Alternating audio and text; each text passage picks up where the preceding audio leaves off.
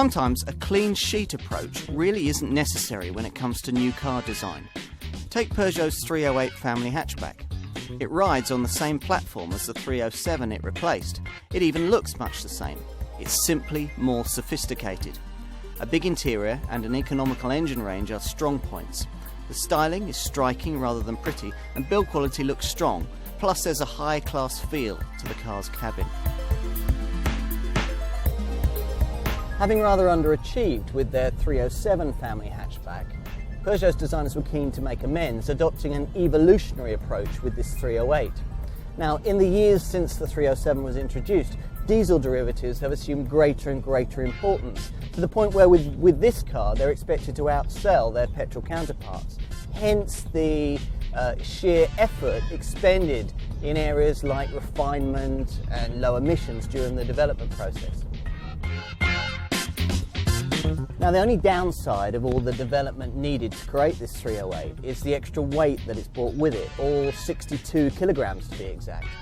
Even the 2-litre HDI 136 with 260 pounds-foot of torque struggles to crack the 10-second barrier for the 0 to 60 sprint. Still, at least this engine feels acceptably refined. You just stick it into 6th gear and forget about it. Helping in this regard is the realisation after a few hundred miles that it's hard to think of another rival that offers a more absorbent ride.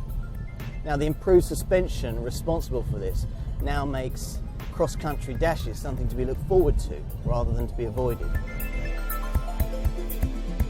Though the 308 may look very little different to its 307 predecessor, take it from me, it's a far more credible car. Longer, wider and lower than the car it replaces. It's 10% stiffer in the body and more slippery. There's a revised suspension setup and some useful additions to the engine range. On top of that, it's quieter, it's more practical, and with a Euro NCAP rating 5 stars, it's safer too. The cabin now vies with that of the Fiat Bravo, yes really, as being one of the nicest in the family hatchback sector, and that observation includes that of the Volkswagen Golf, which yes has quality fitments, but unlike this car has a rather dull overall feel. With the Focus and the Golf, the cabin's impressively spacious, but the ambience in there is a lot nicer, especially if you opt for the non-opening full-length panoramic glass roof. Soft touch plastics are everywhere, attractively set off by slivers of faux aluminium.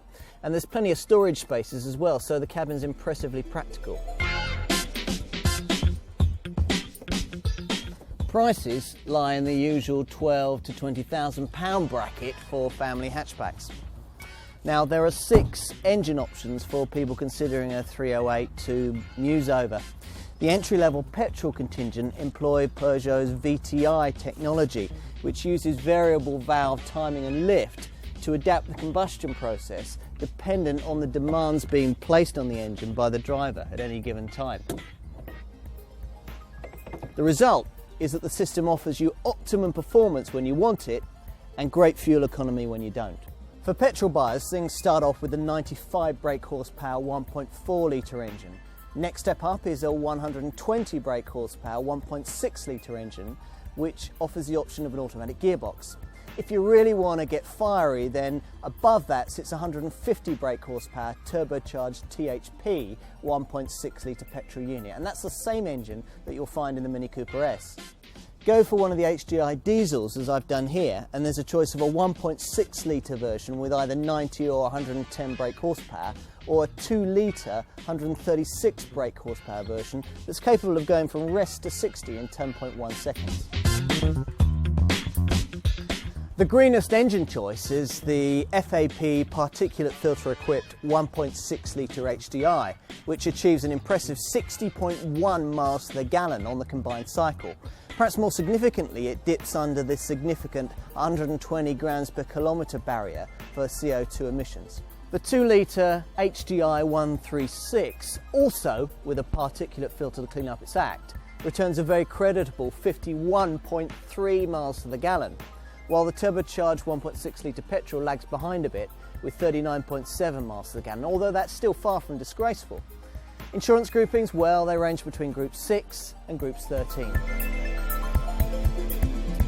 Peugeot's 308 may not be a car that makes a big driveway statement, But if you're shopping for a family hatchback, then it's one of the 3 or 4 cars in this segment that you really must consider.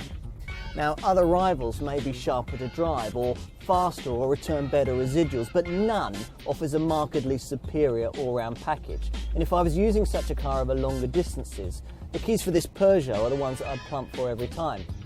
Sometimes evolution can indeed be better than revolution.